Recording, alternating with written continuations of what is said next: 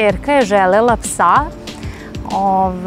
a on je toliko sladak sa tim svojim mekanim ušicama. Jednostavno je se svidela rasa i onda smo pronašli u Bačkoj Palanci neku uzgajivačnicu, pa smo uzeli, eto, kupili smo ga odande.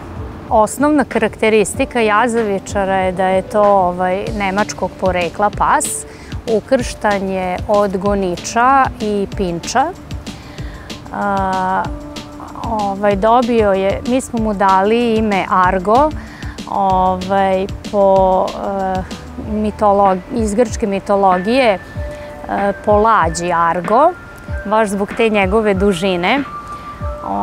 Inače, njegove dalje osnovne karakteristike su te da je vrlo tvrdoglav, zato ne smemo da ga puštamo puno sa povodca, jer hoće da ode za ženkom ili već nešto ako mu je interesantno, čak je i u saobraćaj jednom prilikom otišao, tako da vrlo je tvrdoglav i svojeglav.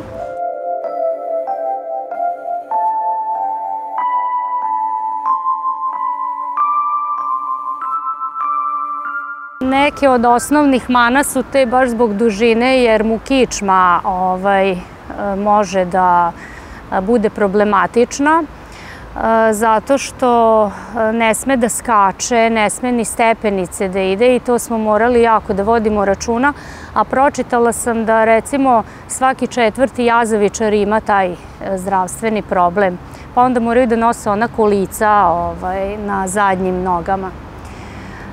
To bi bila recimo mana neka onako da kažem veća. Inače je aktivan, voli da se druži sa psima, da se igra, voli da donosi igračku kad mu bacimo. Čak traži da on je vrati, ali je ne da, nego traži da ga jurimo, da se igra vije bukvalno. Eto, otprilike to su neke karakteristike. Jednostavno voli sa decom da se igra, ne plaši se. Lepo se slaže, uglavnom ga zovu autobus ili viršla, tako mu prilaze i uvek pitaju mogu da se maze.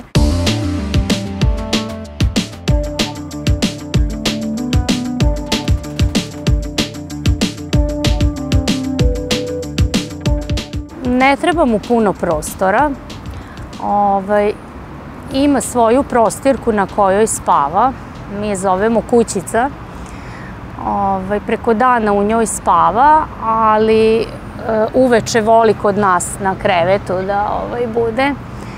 Tako da je on bukvalno još jedan član porodice.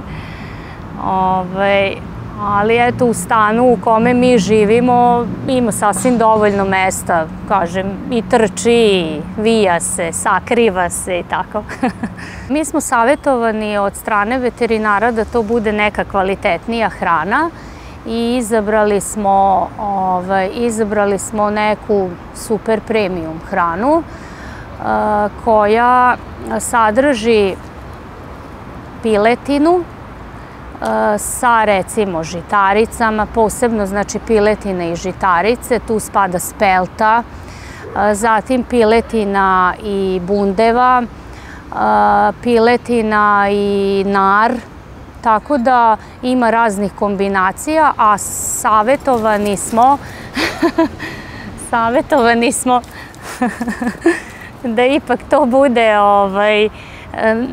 najviše zastupljena piletina, kao čisto meso, belo pileće, čak može i kuvano, tako da kad kuvam supu onda može i povrće tipa šargarepa, krompir uz tu piletinu. Nisam mu još davala živu hranu i to su podeljena mišljenja, veterinari ne savjetuju, a ja sam opet na internetu pronašla za jazavičara da bi trebalo da jede živu hranu, tako da to još nismo isprobali. On ima tek 1 godinu i 2 meseca, tako da relativno je mlad.